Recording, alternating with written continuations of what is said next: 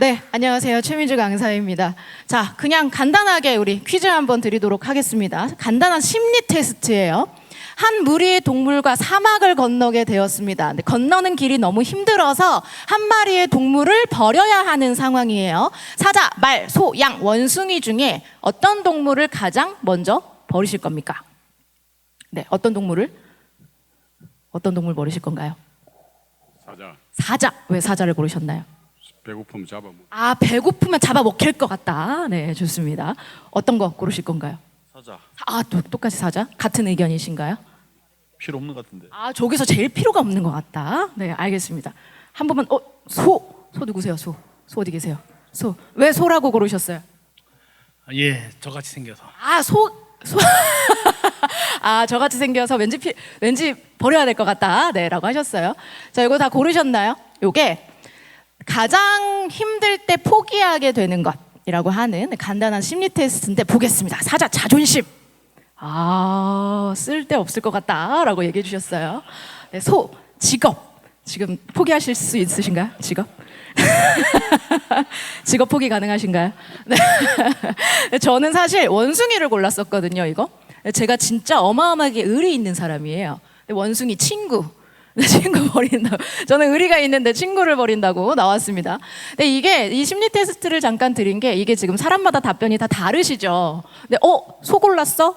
원숭이 골랐어? 너 그렇게 하면 안 돼. 너는 나랑 틀려. 이렇게 얘기하지 않죠, 저희. 네, 우리는 다르다라고 표현을 합니다. 다르다. 네, 너와 나는 틀린 게 아니라 다르다라고 표현을 하는데 오늘만큼은 정말 다르다라는 걸 되게 많이 인정을 해주셔야 될 것 같아요. 물론 여기 제 인생 선배님들이 더 많이 계시지만 제 인생의 모토가 있습니다. 제가 아주 좋아하는 말이에요. 만남은 인연이고 관계는 노력이다.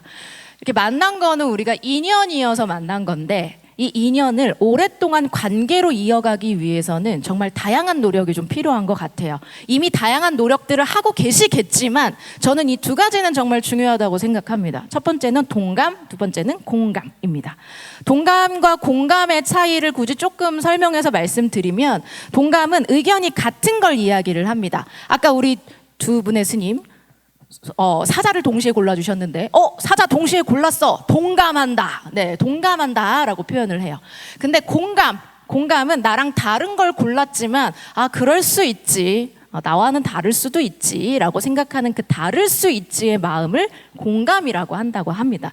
그래서 나와 다를 수 있지라는 이 공감의 마음이 물론 관계에 있어서도 중요한데 저와의 관계에 있어서도 되게 많이 중요한 것 같아요. 스스로와의 관계. 그러니까 저도 이제 사람이기 때문에 실수하거나 마음에 안 드는 일을 할 때가 되게 많은데 그럴 때마다 저도 저 스스로한테 그럴 수 있지. 나도 그럴 수 있어 라고 이야기를 하는 것들이 저한테도 좀 도움이 많이 되는 것 같아요. 그래서 오늘은 공감하는 마음으로 들어주시면 감사드리겠습니다. 근데 이 세상이 변한다 라고 느껴질 때의 과정들이 사실 조금 있는데요. 첫 번째는 저렇게 기술의 탄생입니다. 기술이 하나가 탄생하고 나면 이 기술이 대중화가 되는 시간들이 있고 그럼 거기서 삶의 형태가 변하고 거기서 사고방식도 변하고 문화까지도 변하는. 그래서 기술이 하나가 나오면 변해요. 문화방식부터 해가지고 사고방식까지 변하는데 우리 왜 그런 얘기 많이 하시죠? MZ세대들 좀 개인주의야.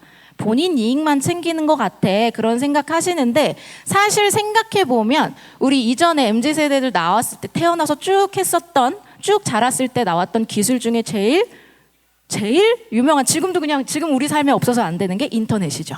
인터넷과 스마트폰입니다.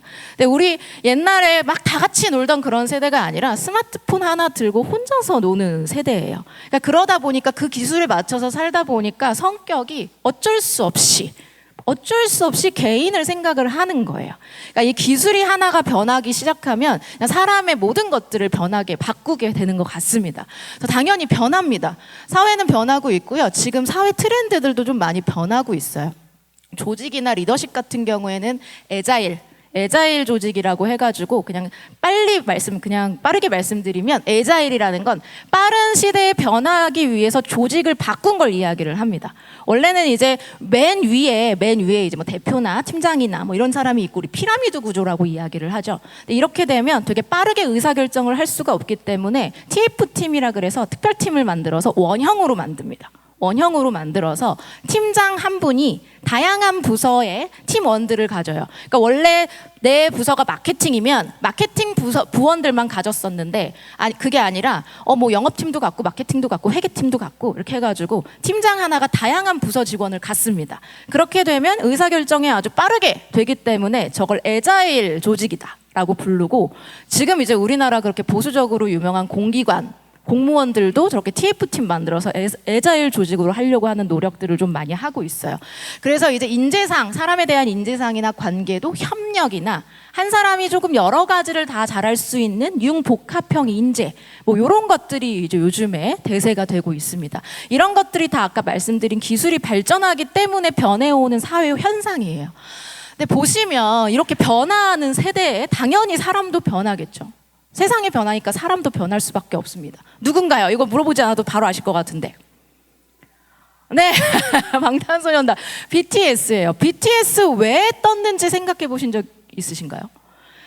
잘생겨서. BTS 물론 잘생겼습니다. 잘생겼어요. 춤도 잘 춰요, 노래도 좋아요, 퍼포먼스도 좋아요. 근데 조금 특이한 케이스입니다. BTS가 해외에서 먼저 떠서 우리나라에서 뜬 케이스예요.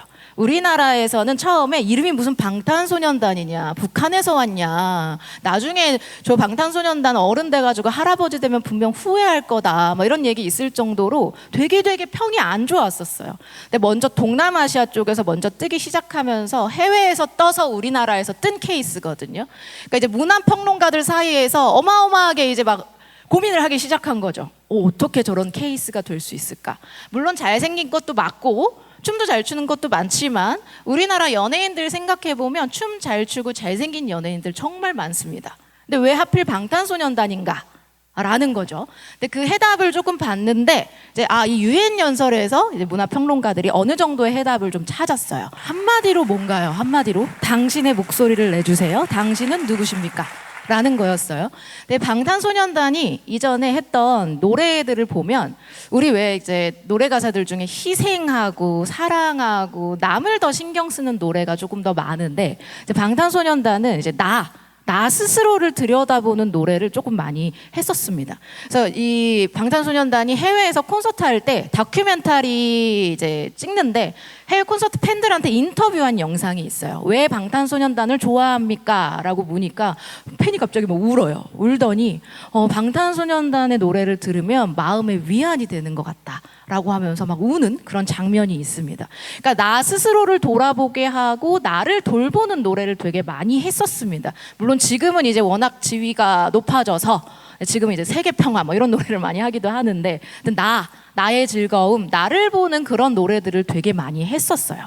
근데 이런 나 중심 같은 나를 돌아보는 그런 세대라는 거죠. 지금 그런 거에 감명을 받는 그런 세대예요. 보시면 예전에 이제 쭉 3년 동안의 핫 키워드를 좀 한번 봐보도록 하겠습니다. 워라벨, 너무 유명한 핫 키워드죠. 워크 앤 라이프 밸런스. 일과 내 삶을 밸런스를 맞추겠다. 예전처럼 뭐 야근하고 뭐 희생하고 그런 거 잘 안 하겠다라는 거죠. 소확행, 뭔가요? 소확행. 소소하고 확실한 나의 행복. 작은 데서 행복을 느끼겠다라는 이야기예요. 요거 회사 다니는 분들은 또 조금 바꾸더라고요. 소확행을, 행자를 횡단보도 횡으로 바꿔가지고 소소하고 확실한 횡령. 물티슈를 빼오거나 그 소소하게 그 볼펜 같은 거 빼오거나 뭐 그런 거 있죠. 그렇게 또 많이 한다고 합니다. 아무튼 그다음 욜로, You Only Live Once, 저것도 워낙 많이 유명했어요. 한 번 사니까 You Only Live Once, 한 번 사니까 우리 하고 싶은 거 하면서 삽시다. 이런 것들 유행했었죠. 그다음 저런 뭐 감정 대리인이라는 말도 좀 유행을 했었는데, 이게 본인 감정을 표현할 때 이모티콘으로 표현하는, 그렇게 표현하는 세대. 그다음 나나랜드라고 해가지고 라라랜드에서 따왔는데 마찬가지로 나를 위한 세상을 살겠다라는 뜻입니다. 탈코르셋 탈맨박스는 뭐냐면 탈이 벗어나다의 탈이에요. 탈코르셋은 코르셋 여성분들 이렇게 네, 허리 라인 나오게 하는 옷인데 그걸 벗어나겠다라는 얘기니까 여성으로서의 위치, 여성으로서의 편견, 여성으로서의 차별을 벗어나겠다라는 뜻이고 탈벤박스는 마찬가지로 남자는 이렇게 해야지, 남자는 강인해야지, 남자는 어떻게 해야지라고 하는 그런 남자에서 벗어나겠다. 그러니까 오로지 나한테 집중하겠다라는 얘기예요. 남녀를 벗어나서 나한테 집중하겠다. 그 다음 저희 이제 코로나 겪으면서 또 핫 키워드가 된 것들이 비대면. 저희 대면으로 만나기 정말 어려웠습니다. 3년이 넘게 걸렸어요. 근데 여기서 또 이제 슬세권이라는 단어가 나오는데 혹시 슬세권 아시는 분 있나요? 슬세권. 슬세권? 네, 우리 MZ 세대 분들은 아실 것 같은데. 슬세권 뭘까요? 우리 숲세권도 있고 역세권도 있는데 슬리퍼로 어디까지 갈 수 있는지가 슬세권입니다. 그러니까 집에서 계속 슬리퍼를 신고 있잖아요. 우리가 집에 계속 있으니까. 그러니까 슬리퍼를 신고 백화점을 갈 수 있으면 슬세권이 좋은 거고요. 슬리퍼를 신고 딱 나갔는데 앞이 논밭이에요. 그러면 슬세권이 좋지 않다. 뭐 이렇게 표현도 했었습니다. 그다음 욜로는 욜로인데 욜로는 뭘까요? 욜로?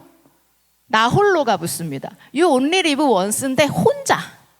지금 이제 너무 혼자 하는 거니까 혼자 하겠다, 혼자 즐기겠다. 이제 이런 것들이 더 이제 저런 단어들이 되기 시작하면서 가뜩이나 개인주의였는데 더 개인주의가 된 거죠. 저런 단어들이 섞이면서. 그래서 이제 요즘 MZ 세대 분들의 특징, 물론 저도 MZ기는 합니다. MZ도 이제 밀레니얼과 G 세대랑 나눠가지고 저는 M 세대다라고 표현을 하기는 하는데, 아무튼 MZ 세대의 큰 특징은 나라는 사람을 들여다보는 게 되게 아주 큰 관심사입니다. 나는 누구인가? 나는 어떤 사람인가? 제가 그래서 자화명상을 미리 들었나 봅니다. 제가 자화명상 할 때 나는 누구인가를 1학년 때 스님 찾아가지고 막 차담하면서 막 이거 쓰는 게 저희 자화명상 때 과제였었는데 저를 미리 했어요. 그러니까 개인 존중, 나란 사람에 대한 이해가 어마어마하게 지금 관심사가 되고 있죠. 그래서 이런 나는 누구인가라는 책도 되게 많이 나오고 있어요. 2020년에는 4,300건 정도가 됐었는데 한 1년 반 만에 5,000건 정도가 넘습니다. 나는 누구인가에 대한 관심이 이제 어마어마해요. 그래서 그리고 이제 뭐 유튜브도 마찬가지. 뭐 Who am I라고 치게 되면 2022년 기준으로 77억 건이 나옵니다. 그러니까 나라는 거에 대한 관심이 지금 전 세계적으로 진짜 어마어마하다는 거예요. 나란 누구신가? 내가 뭐 하고 있는 사람인가? 그러니까 나를 되게 중시하는 사람들인 거죠. 네, 그렇게. 그리고 이제 하버드에서도 조사를 했는데 리더급 분들, 리더로서 갖추어야 될 가장 중요한 덕목이 자기 인식이다라고 이야기할 정도로 이 메타인지라고 부르기도 하죠, 요즘에는. 그러니까 나를 제대로 알면 리더십도 가질 수 있다. 나를 제대로 알아야 소통도 잘할 수 있다. 그러니까 어떤 모든 거의 중심이 정말 나로 모아지고 있습니다. 나라는 사람으로 좀 모아지고 있는 것들이 지금 세계적인 문화와 우리나라 MZ세대들도 마찬가지고요. 여기에 플러스 또 어떤 문화들이 겹치냐면 MZ세대는 82년부터가 MZ세대라고 부릅니다. 여기 대부분 MZ세대이실 수도 있나요? 네. MZ세대 이런 특징들을 가져요. X세대들은 직장만 있으면 다행이다. 경력을 쌓아야 된다. 이런 생각을 가지시는데 MZ세대들은 그 워라벨 나는 내 인생을 또 따로 살아야 된다라는 그런 생각들을 갖고 있는데 이게 조금 중요합니다. X세대는 고맥락 문화를 가져요. 고맥락 문화. 그리고 MZ세대는 저맥락 문화를 갖습니다. 이 고맥락과 저맥락에 어떤 차이가 있냐면 고맥락은 한마디를 말했을 때 그 안에 내포되어 있는 의미가 아주 많은 걸 고맥락 문화라고 해요. 특히 우리나라에서 제일 많이 하는 말 있죠. 지나가다가 오랜만에 만났어요. 오랜만에 만나는데 오랜만이야. 우리 밥 한번 먹자. 무슨 의미인가요? 밥 먹자는 의미인가요? 아니죠. 그죠? 지금 되게 오랜만에 만나는데 어색하니까 빨리빨리 헤어졌으면 좋겠는데 할 말 없으니까 밥 한번 먹자. 이렇게 해서 지나가죠. 근데 이제 원래 저맥락 문화는 서양권에서가 저맥락 문화였었어요. 지금도 물론 서양권은 저맥락 문화입니다. 근데 밥 한번 먹자라고 한국 사람이 얘기하면 서양 사람들은 막 그러죠. 도대체 언제 밥 먹자는 거야? 민주 언제 먹자는 거야? 진짜 밥 먹자는 의미로 받아들이거든요. 그게 저맥락 문화입니다. 밥 먹자는 정말 밥 먹자예요. 그 안에 있는 내포되어 있는 의미는 그냥 밥 먹자입니다. 그렇게 이해하는 세대가 저맥락 문화인데 MZ세대가 그렇습니다. 그러니까 MZ세대는 저맥락 문화를 물론 이제 해외 문화를 많이 겪고 개인주의가 되면서 저맥락 문화가 된 것도 있는데 이게 SNS를 하다 보면 요즘에는 해시태그로 더 말하죠. 그러니까 되게 길게 표현하는 게 아니라 해시태그로 되게 간단하게 이 사진이 뭘 의미하고 있는지 한마디로 표현을 합니다. 그러니까 한마디로 뭔가를 정리해서 딱 할 말을 하는 세대예요.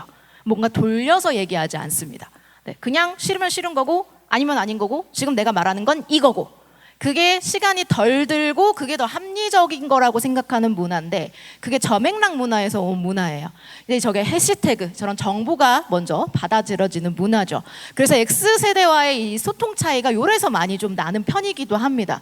그러니까 저맥락 문화를 갖고 있는 MZ세대가 단호하게 얘기했을 때 X세대들은 상처받는 거죠. 어디 말을 저렇게 할 수가 있지. 근데 X세대들이 돌려서 얘기하면 또 MZ세대는 그러는 거죠. 무슨 말 하는 거야? 무슨 말을 하고 싶은 거야? 이렇게 되는 거죠. 그래서 고맥락, 저맥락 문화에 대한 차이도 있는데 이 저맥락 문화 때문에 저맥락 문화와 방금 말씀드린 개인을 조금 생각하는 나를 생각하는 문화가 합쳐져서 나온 게 MBTI입니다. MBTI. 왜 MBTI 유행했는지 한번 생각해 보신 분 있으신가요? MZ세대, 여기 MZ세대 분 중에 MBTI. 원래 내 성격 얘기하려면요. 제 성향 말씀드리려면 한참 한 30분을 줄줄이 얘기해야 그나마 얘기할 수 있어요. 저는 외향적인 성격이고요. 저는 뭐 사람 만나서 뭐 하는 걸 좋아하고요. 저는 그냥 뭐 논리적으로 먼저 생각하는 걸 좋아하고요. 저는 상상력도 많고요. 막 이런 얘기 하려면 한 시간은 한참 막 커피 마시면서 대화를 해야 어느 정도 성격이 나온단 말이에요. 근데 지금은 한마디로 표현이 됩니다. 그냥 저는 물론 이제 나중에 하시겠지만 저는 ENTP거든요. 저는 NTP라고 표현하는데 저 NTP예요. 이러면 끝이에요. 이해합니다. NTP야? 너 천상천하 유아독존 나만 알겠구나. 너에 대한 자존감이 아주 세겠구나. 바로 이렇게 이해하시거든요. MZ세대 분들. 그러니까 되게 길게 얘기할 필요가 없는 거예요.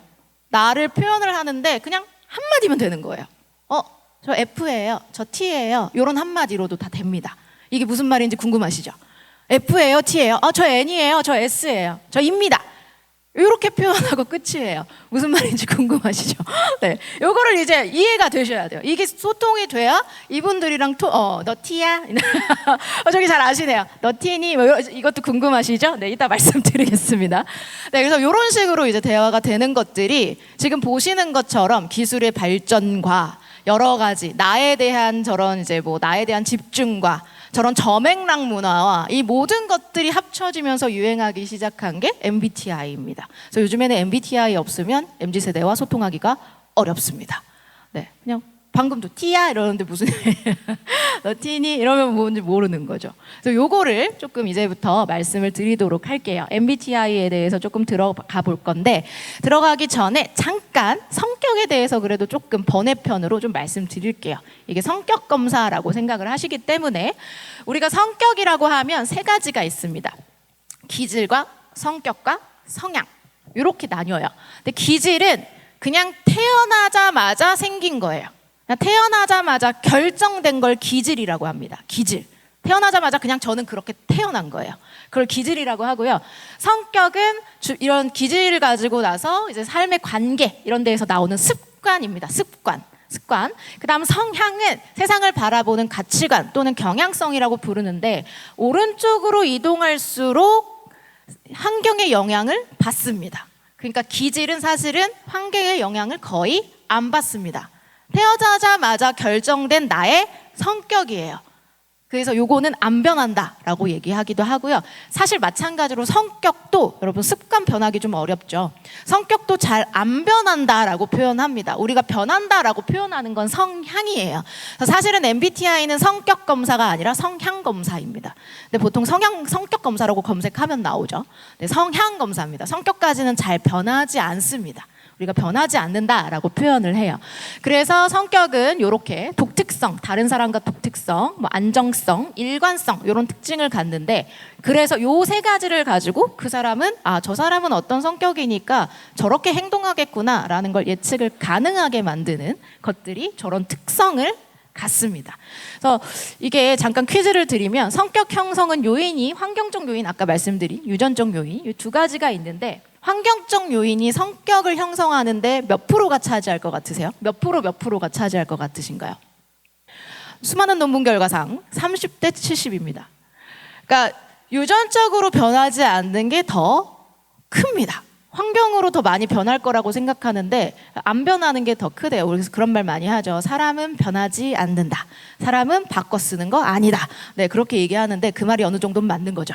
맞는 건데 8살에서 25세 사이의 성격 형성에 가장 큰 영향을 미치는 요인은 가정 환경. 네, 출생 순서, 우리 요즘에 K 장녀, K 둘째 뭐 이런 표현 하거든요. 이 출생 순서에 따라서 어느 정도 영향을 미치는 게 있습니다. 그다음 청소년기 또래 집단도 마찬가지고요. 그리고 25세에서 40대 사이의 성격 형성에 가장 큰 영향을 미치는 요인은 이제 배우자나 직장 동료, 사회생활을 같이 하는 사람에 있어서 성향이 좀 많이 된다고 합니다. 다음 40대 이후에는 성격 형성에 가장 큰 영향을 미치는 요인은 자녀 또는 자녀가 없다면 가족, 네, 아니면 뭐 기타 또 직장 동료, 사회생활 이런 것들이 되겠죠. 근데 이게 중요하죠. 50대 이후에는 결국에는 나로 돌아온다. 50대 이후에는 나로 돌아온다는 얘기입니다. 제가 아까 말씀드린 사람은 바꿔 쓰는 거 아니다라는 게 이제 여기서 증명이 되는 거죠. 그래서 이런 게 이제 연구도 있습니다. 이혼, 가족의 사망, 실직, 심각한 질병, 스트레스를 유발하는 30가지의 사건을 딱 겪은 사람들의 성격 변화를 보니까 연구 결과가 잠깐 성격 변화를 보이긴 했는데요. 6년 이후에는 다시 나로 돌아왔다고 합니다. 그러니까 영속적인 변화가 없다는 거예요. 심지어 저거를 두세 개씩 겪은 사람도 마찬가지. 결국엔 6년 정도가 지나면 원래 나로 돌아왔다고 합니다. 이게 이제 어쨌든 우리가 얘기하는 성격이라고 하는 그 아까 기질, 성격에는 기질, 성격, 성향이 다 있지만 어쨌든 간에 우리가 얘기하는 성격은 잘 변하기가 어렵습니다. 근데 또 아예 안 변한다고 얘기는 못 해요. 근데 변하기가 조금 어렵다라고 이야기하는 게 성격입니다. 그래서 MBTI 진단을 해볼 건데요. 할 때 주의점이 있습니다.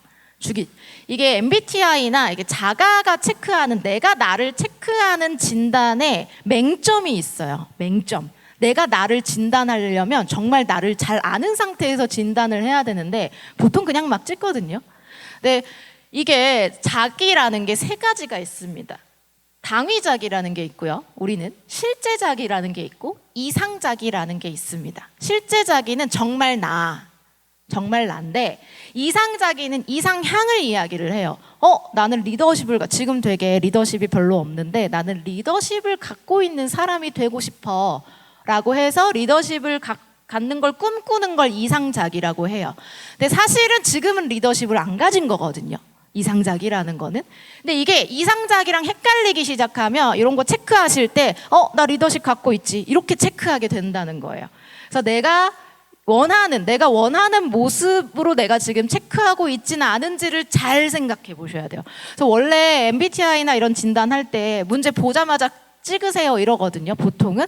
근데 저는 그렇게 추천하지 않습니다. 네, 그렇게 되면 저 이상자기랑 실제자기랑 요게 또 헷갈리고요. 그다음 당위자기라는 게 있는데 당위자기는 뭐냐면 나에 대한 책임이에요. 그러니까 예를 들면 아까 K 장녀, K 첫째들이 갖고 있는 당위자기는 책임감입니다. 누군가를 보호해야 되고요, 양보해야 되고요, 책임감을 갖고 있어야 하는 게 당위자기예요. 그래야만 하는 자기가 당위자기입니다. 근데 저것도 사실 실제는 아니거든요. 양보하고 싶지 않아요, 사실은. 양보하고 싶지 않고요. 사실은 책임감도 별로 없고요. 근데 K 첫째로 태어나서 나는 그럴 수밖에 없으니까 다른 사람들이 나를 그렇게 보니까 나는 그렇게 해야만 해라고 체크하는 걸 당위자기라고 해요. 그래서 이 세 가지를 곰곰이 생각하면서 체크하지 않으시면 헷갈립니다. 그래서 이런 거 진단하시다가 분명히 나 저거 아닌데? 저렇게 안 나왔는데? 하시거나 주변 사람들도 너 저 모습 아닌데? 이렇게 하는 경우는 저 세 가지가 다 헷갈려서 체크하는 경우. 되게 복잡하게 이게 다 섞인 경우가 저렇게 나올 수가 있어요. 그래서 자기 진단, 자기가 나를 판단해서 하는 진단은 이 세 가지를 되게 고민해 보시면서 체크하셔야 됩니다. 이게 진짜 난지. 그래서 MBTI 같은 경우에는 사실은 3번 해보라고 말씀드리거든요. 한 번은 저 실제 자기를 체크한다. 스스로가 나, 실제 자기를 체크한다. 두 번째는 사회의 나, 사회 모습에서의 나. 실제 집에서 옛날에 왜 그런 말 있잖아요. 집에서 새는 바가지 밖에서도 샌다. 요즘에는 아니에요. 요즘에는 왜 이런 페르소나가 다 다양하다라고 표현을 해서 집에서 새도 밖에서 안 새는 사람 많습니다. 그래서 실제 나 한번 체크해 보시고 사회생활 할 때 나 체크해 보시고 세 번째는 나를 제일 잘 알고 있는 동료나 친구나 가족이 체크해 주는 거 세 번째. 이렇게 3번 해보셔야 돼요. 사실은. 그래서 이 3가지의 페르소나가 나의 페르소나가 다 다르게 나올 수도 있습니다. 저게 다 일치하게 나오는 케이스가 사실 별로 없어요. 그래서 오늘은 실제 자기로만 보겠습니다. 사회적 자기 뭐 이런 것들 다 빼고 친구들이 나를 보는 거 다 빼고 실제 나를 생각하시면서 체크를 해보실게요. 그래서 고민을 좀 하시면서 체크해 주셨으면 좋겠습니다. 그냥 보자마자 체크 그렇게 하지 마시고 해주셨으면 좋겠고, 그다음 진단지 체크하실 때 이제 선호, 비선호, 동의, 비동의 이런 표현으로 체크를 하셔야 되는데 선호, 비선호 같은 경우에는 선호는 그냥 진짜 확실하게 좋아 이걸 체크하시는 게 아니라 편하다, 이렇게 했을 때 좀 자연스럽다. 확실하다, 당연하다, 요걸 할 때 조금 빠르다 라는 기준으로 체크해 주시면 좋고, 비선호 같은 경우에는 불편하다, 뭐 어색하다 이런 거 하면 진짜 너무 싫어 이게 아니고 좀 불편하고 어색해, 이건 좀 힘들고 좀 할 때 조금 느려져, 요런 생각으로, 그러니까 완전 이렇게 극단적으로 좋고 싫고로 체크해 주지 마시고 그런 걸 생각해 주시면 되고요. 그리고 또 하나 설명해 드리면 이 1, 2, 3, 4, 5점이 있으면 그 2점과 4점 있죠. 2점과 4점. 그 중간 되게 애매하게 찍는 2점과 4점은 웬만하면 안 찍어 주시는 게 좋습니다. 웬만하면. 그래야 이 2점, 4점이 너무 많으면 이 간극이 너무 좁아져서 좀 평가하기가 어려워집니다. 평가하기가 어려워져서 이건 정말 중간인데? 라고 생각하는 것만 중간으로 찍어주시고 웬만하면 1점, 3점, 5점 중에 선택해 주시는 게 좋아요. 웬만하면 1점, 3점, 5점 사이에서 2점, 4점은 좀 진짜 그런 거 아니면 한 5-6개 제외하고는 안 해주시는 게 좋습니다. 당부의 말씀을 좀 길게 드린 게 이게 요게 잘 모르는 상태에서 체크하게 되면 너무 다르게 나와서 제가 좀 말씀을 드렸어요. 자, 그러면 저희 좀 체크하는 시간을 가져보도록 하겠습니다. E랑 I는 행동적인 부분인데 에너지라고 표현하기도 합니다. 에너지. 내가 어디서 에너지를 받는가예요. 받는가. 보통 E랑 I랑 외향, 내향이라 그러면 그냥 E는 외향적인 사람, I는 내향적인 사람 이렇게 표현하게 되면 조금 틀리는 경향이 있어서 그냥 진짜 말씀드리면 에너지예요. 에너지. 내가 오늘 너무 에너지가 딸리는 날에 난 나가서 친구들을 만나서 에너지를 받아야 돼 라고 하면 E.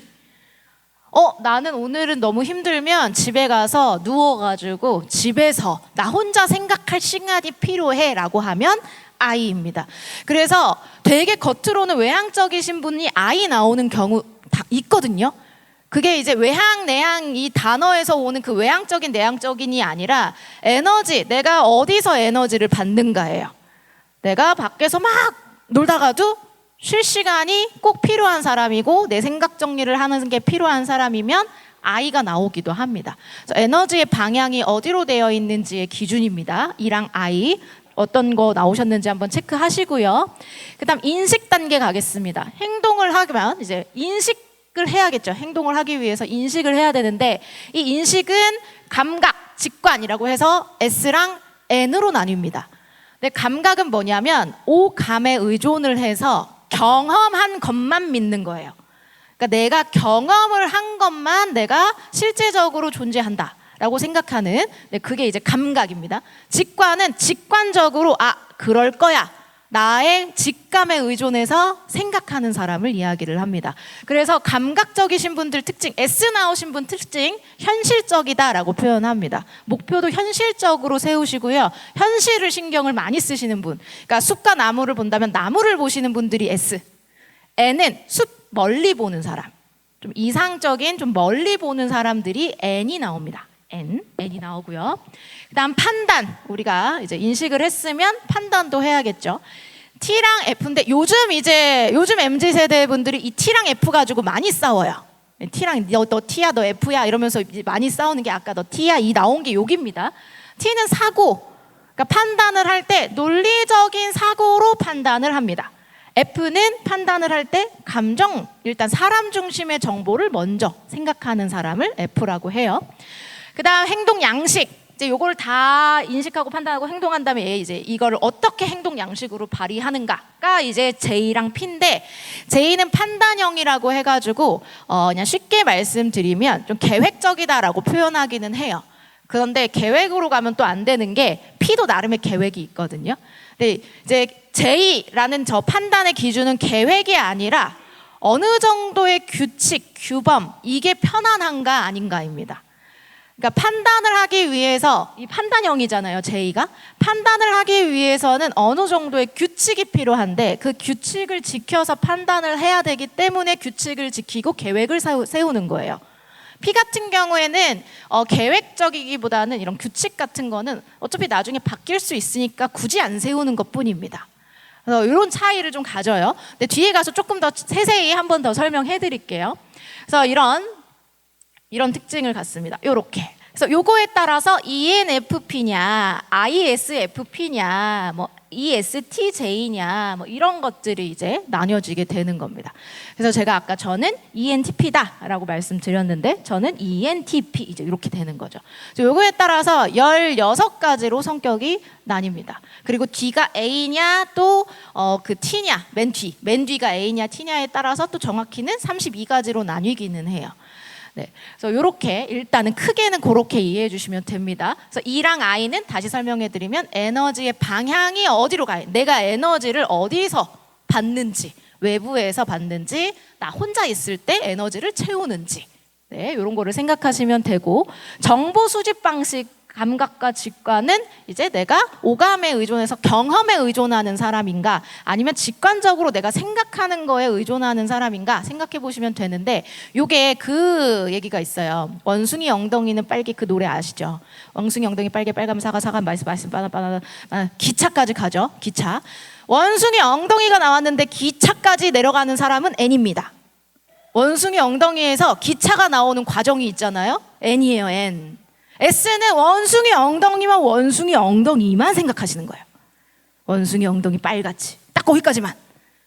원숭이 엉덩이 동그랗지, 막 이러면서 원숭이 엉덩이만 생각하시면 S. N은 이제 뭐 원숭이 생각했더니 갑자기 기차까지 나오는 거예요. S 입장에서는 쟤 뭐 헛소리해 이럴 수도 있죠. 갑자기 우리가 얘기하고 있는 건 원숭이 엉덩이인데 갑자기 기차 얘기하고 있으니까 이런 차이들을 좀 가져요. 그래서 T랑 F, 이제 요거 가지고 제일 많이 말이 많다고 하는데, T랑 F는 판단할 때 논리적인 이성적인 정보부터 먼저 판단하는 사람을 T, F는 감성이라고 표현하면 사실은 안 되는 게 그냥 사람 중심의 정보를 먼저 생각하는지가 우선입니다. 그래서 예를 들면 좀 뭐 분위기 좋은 유명한 카페에 딱 가셨을 때 어떤 정보가 먼저 들어오는지 생각해 보시면 돼요. 딱 갔는데 여기 사람 되게 표정이 좋네, 분위기가 좋네, 여기 뭐 너무 막 배경이 너무 막 이렇게 생각하시면 사람 중심 정보 F. 딱 들어갔는데 커피 비싸다 하시면 T. 네, 좀 차이를 아시겠나요? 이성적인 정보, 테이블이 많네, 사람이 많네, 이런 수치화된 정보를 먼저 생각하시면 T. 좀 약간 사람 중심의 정보를 생각하시면 F. 그다음 J랑 P는 그냥 이것도 아까 사실은 규칙, 규범 뭐 이런 거로 간다고 말씀드렸는데, 그냥 쉽게는 여행 계획 세울 때 설명하기는 합니다. J 분들 특징, 여행 가면 이제 아침 9시에 기상해서 9시 10분에 조식을 먹으러 내려가서 9시 40분에 화장실을 가서 10시에는 나가가지고 등산을 하고 올라와서 11시에는 뭐를 하고 12시에는 어딜 가고 거기가 만약에 닫았으면 여기를 가고, 이런 계획을 짜라라랑 세워놓는 게 J. P는 조식, 점심, 저녁 끝. 요 P. 네, 이렇게 극단적으로 설명하면 그렇습니다. 근데 P가 왜 그러냐면 계획이 없는 게 아니라 계획을 세워봤자 어차피 안 지킬 거라서. 규칙은 깨라고 있는 거 이렇게 생각하시는 분이라 일부러 계획을 안 세우는 거예요. 세우면 진짜 잘 세우십니다. P들.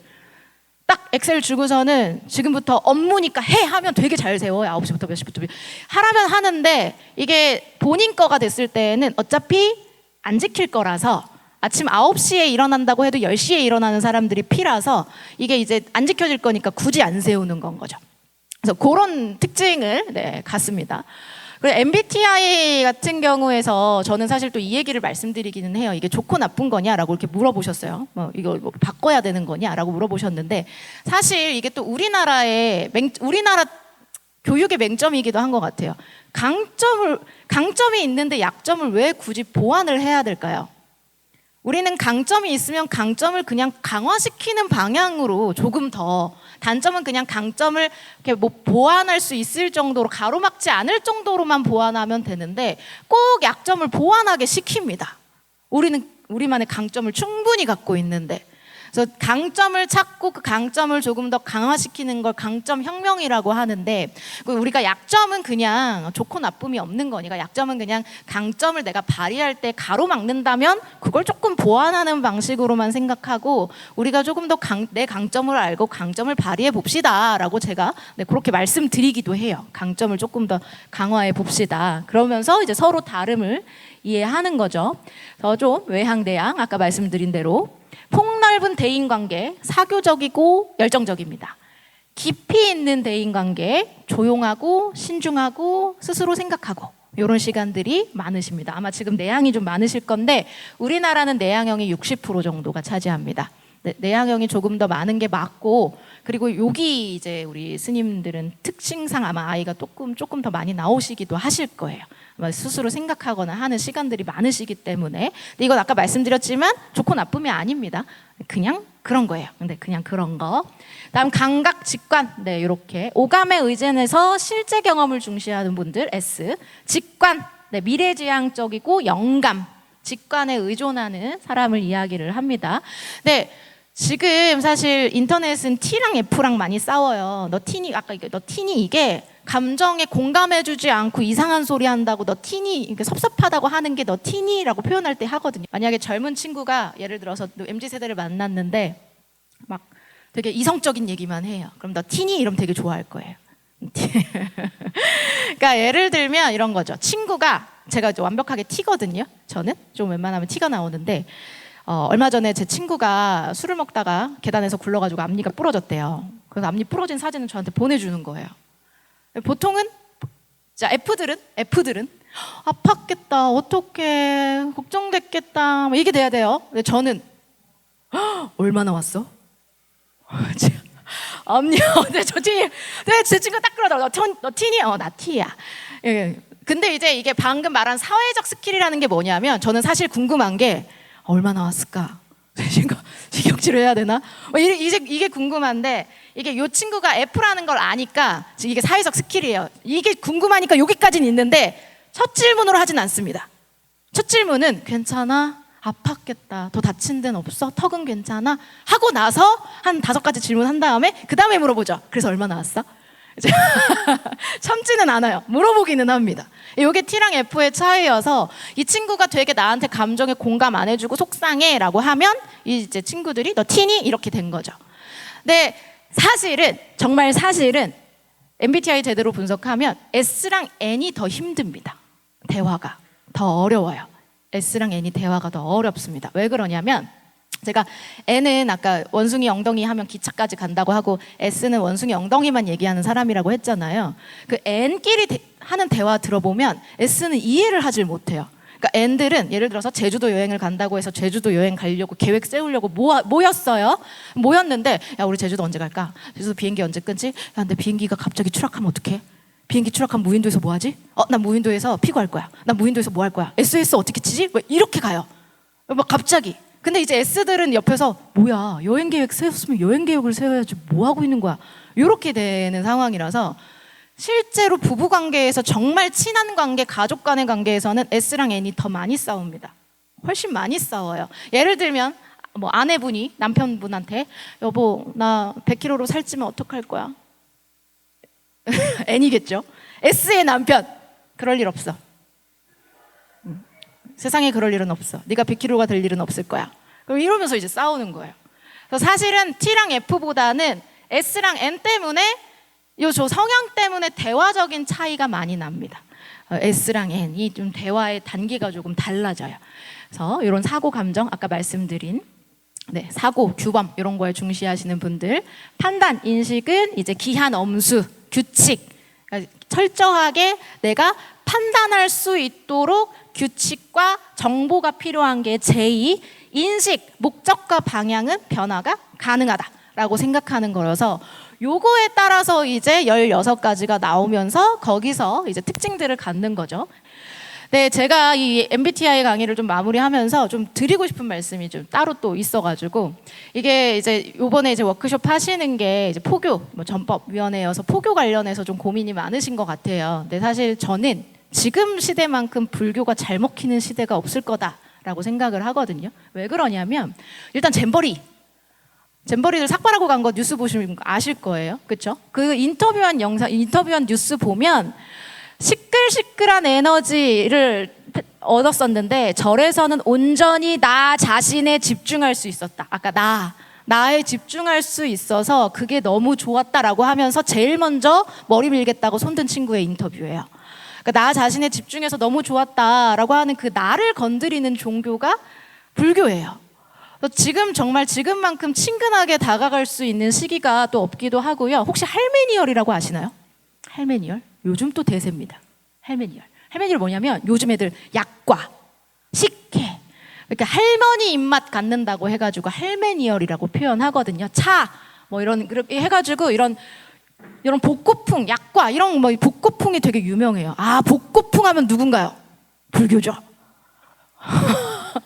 약과, 저기 밖에 약과 있던데요. 이런 것들 지금 유행에 지금 정말 잘 어울리는 종교가 불교입니다. 지금처럼 포교를 잘할 수 있는 데가 없을 거라고 저는 생각해요. 그리고 사실 이것도 되게 큰 문제기는 한데 요즘 범죄 되게 많죠. 은둔형 외톨이 범죄가 상당히 많습니다. 이 청년층 문제기도 해요. MZ세대 문제 중에 가장 큰 문제로 하나로 꼽히는 게 지금 거의 은둔형 외톨이라서 통계가 잘 안 나오는데 거의 한 34만 명 정도가 은둔형 외톨일 거라고 통계를 내고 있습니다. 그러니까 이게 되게 어마어마한 사회적 문제여서 여기서 이제 범죄자도 많이 나오고 있는데 이 은둔형 외톨이에 대한 내면을 꺼내주고 이 친구들을 좀 케어해줄 수 있는 종교도 저는 불교라고 생각해요. 네, 좀 나에 대해서 집중하고 너를 다시 치유해주고 너에 대해서 생각해보고 해줄 수 있는 이런 사회 문제를 좀 해결해줄 수 있는 종교라고 저는 생각을 합니다. 그래서 템플스테이도 좀 여행객 대상의 템플스테이도 좋지만 이런 좀 사회적 문제 생각하신 템플스테이도 좀 생각해보시면 좋을 것 같아요. 이건 그냥 제 개인적인 의견입니다. 오늘 MZ세대에 대해서 이해하기 위해서 이 자리에 오셨으니까 그리고 여러 가지 설명을 들으시고 여러 가지 생각을 가지셨을 것 같은데 조금은 다른 시선으로 다른 곳에서 서서 MZ세대들을 조금 바라봐 주시고 그리고 MZ세대를 위한 그런 것들을 좀 같이 오늘 내일 생각해 주시면 감사드리겠습니다. 저는 오늘 여기까지 해서 강의 마치도록 하겠습니다. 네. 수고하셨습니다.